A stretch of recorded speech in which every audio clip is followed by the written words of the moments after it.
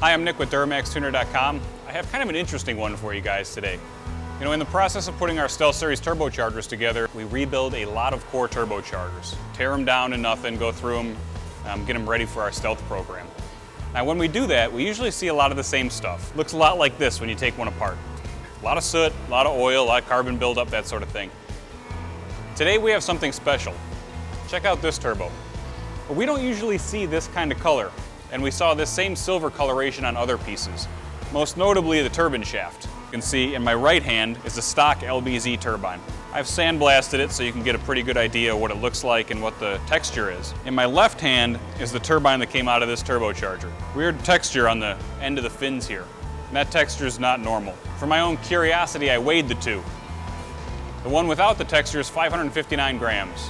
The one with the texture, 569 grams. So there's 10 grams of stuff on it, right? That shows the amount of unbalance.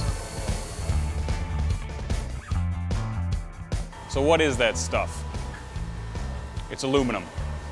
It's aluminum, most likely from a failed piston. So most likely this customer had a piston, let go, continued driving the truck, and that piston material, that molten piston material, took its way up through the exhaust system, through the turbine assembly, and out the exhaust. These are the vanes that came out of this turbocharger. There's more of them, but they all look the same. They have aluminum speck all over them. They're coated. Same with the unison ring.